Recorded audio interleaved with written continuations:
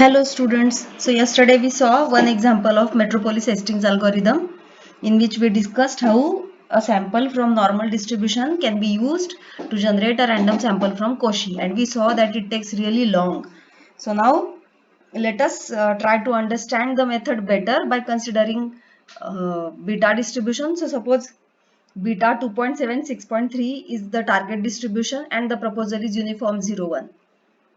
One thing which you will notice immediately is that here uniform distribution is not depending on the beta, that is the proposal distribution is not depending on the target distribution. So this is a slightly different version of Metropolis Hastings algorithm where the proposal distribution Q instead of being a conditional distribution, that is y given x, it is simply a distribution, a totally different distribution. So it has nothing to do with the distribution of interest. So suppose beta 2.76.3 is the distribution from which you want to generate random sample, then somehow we are not going to making it dependent on this beta. So we are considering some other distribution. The common point between these two distributions is both of the distributions have support over the same interval, that is interval 0 to 1, and the similarity ends here. You can recall how beta 2.76.3 looks, and so you can easily guess that uniform 0, 1 is not similar to beta 2.76.3.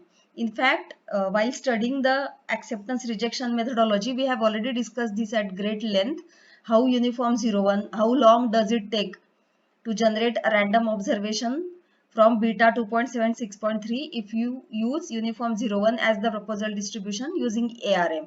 So now let us try to consider both of these distributions, but we are going to use Metropolis Hastings algorithm. So here I am taking sample size as 10,000. Then in X we are going to store values coming from beta. In Y we will store values coming from uniform 0, 1. And then this B is not needed. So let us remove it. So now I am initializing the vector X at 0.5, the center of the interval. That's it. So now here Y should come from uniform distribution. Then now another U to decide whether to go for Y or to go for the earlier value of X. This uniform number is needed. Now the ratio will be minimum of, now if you can remember, F at Y into Q at X given Y, na? That was the formula. So now instead this will be F at Y means target PDF at the value coming from the proposal into proposal distributions PDF at the value coming from the target, and in the denominator exactly opposite of it, that is target PDF coming from the target PDF computed at the point coming from the X, that is the target random variable, and multiplied it, you are going to multiply it by the proposal PDF at the point coming from the proposal distribution itself. So now here, because the proposal is uniform 0, 1, so simply you will be multiplying it by 1 and here also in the denominator, because it is going to be 1 no matter at what point you are computing, as far as the point is between 0 and 1. So that is going to be the case because you are generating uniform numbers from the interval 0 to 1. So this 1 I haven't mentioned here obviously. So what will be the alpha? Here I am using the notation R, but I mean the same. So it will be the beta PDF, this beta PDF at point yi divided by the beta PDF at point x. So, and then the minimum of this ratio and 1, that will be your alpha.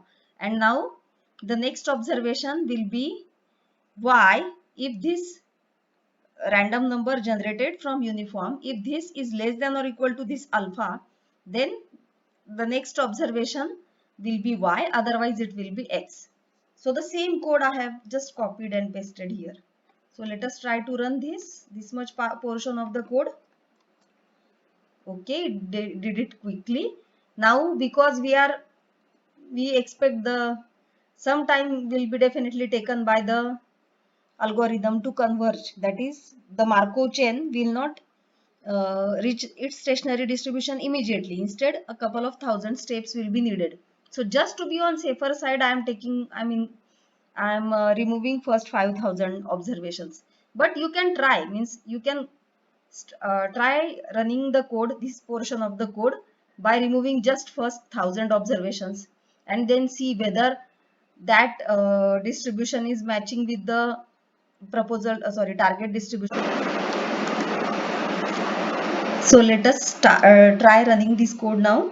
So I am discarding first 5000 observations here.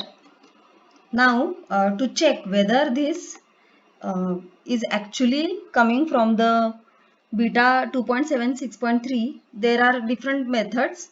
One way is to check to generate a random sample from this beta distribution directly using the rbeta command, and then compare this random sample with the sample generated using Metropolis Hastings algorithm. So we can apply the two sample Kolmogorov-Smirnov test, but one difficulty is there, that this test does not support ties. So ties here it is always possible through Metropolis Hastings algorithm. We get a sample where there are ties. So in order to resolve the ties, the command jitter is used. So what the command does is, when there are exactly same observations, it changes them a bit. So what it does is, suppose it is you have generated value like 0.6972. So what it will do is, because there are two values which are exactly equal to 0.6972, it will shift both these values, say by the limit, by the amount, say 0.0001 and so on. So that the two values will be now treated as differently. So this is what the function jitter does. So this does not mean that you have changed the sample drastically. A little bit of change occurs when you say this, when you apply this jitter command.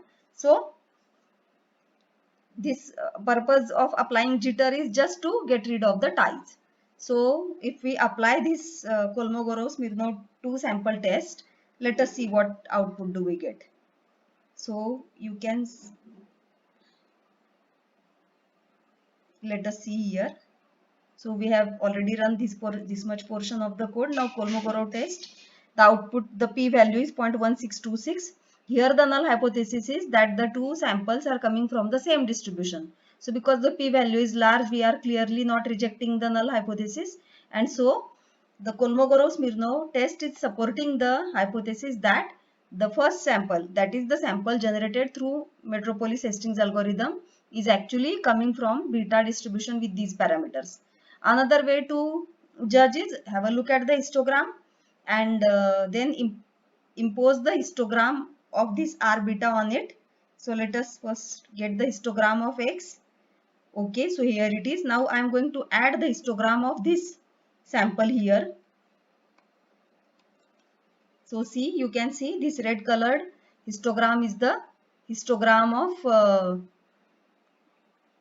sample coming directly from this beta distribution, and this one is the histogram of the sample generated by us. So you can see both are almost same. So yes, the distribution is matching. Now is it actually independent? That question remains unanswered. So let us try to answer it. Let's have a look at the ACF. So what do you notice? Yes, positive correlation for the lag of 1, 2, 3, 4, 5. So if you take the lag of 4 or 5, if you take the lag of 5 completely within limits, so you can take the lag of 5, or what you can do is you can also take the lag of 4. 4 also will be enough. So I have taken the lag of 4. So X new I am now generating using X. So what do I get? How many observations? So from 5000 I have discarded. So every fourth observation was taken, and so 1250 observations are there. Now let us look at the ACF of X new. So yes, this is slightly beyond the limit, but if you are okay with it, then it is fine. Means this much correlation is all right. Or what you can do is you can consider every fifth observation, then there won't be any autocorrelation. So now let us have a look at the density plot of this final random sample. So finally I have got a random sample of size 1250 from the beta distribution with parameters 2.7 and 6.3. So this is the density estimate.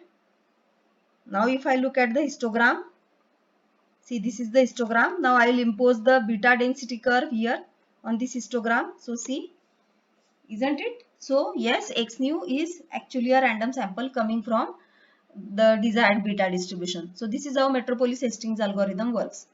Now let us see what would have happened if you had not discarded 5000. Instead, suppose if we discard only 1000 observations. So let us try to run this portion of the code. Now I have considered the discarded the first 1000 observations only and rerunning the code. So x1 is I have changed the, just to avoid confusion, I have changed it to x1. So x1 is this. So now again we are comparing it with a random sample from beta.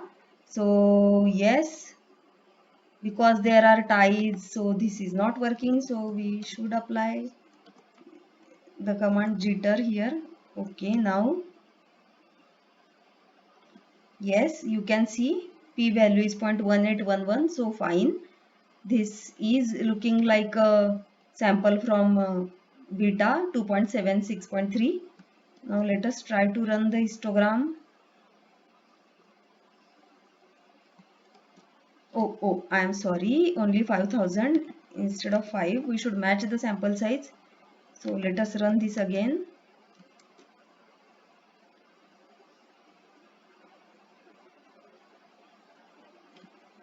Right? So see, it looks like a sample from beta 2.76.3, isn't it? Now let us look at the ACF. You can see here ACF with lag 1, 2, 3, 4, 5. Means I'll have to take lag 6 maybe, isn't it? If I want independence. So because we have 9000 observations now, so let us make it 9000. Let us take the lag of 6. So let us see what do we get. Not x, actually x1. So how many do we have? 1500. Let us look at the ACF of x new. Okay, all are within limits. So fine. Now let us look at the density plot. Now this is the histogram and now we are imposing the curve PDF of beta 2.76.3. So yes, some portion we are missing here. So what we can do is we can give the, just like x limbs, we can give the y limits as 0 to say 2.7.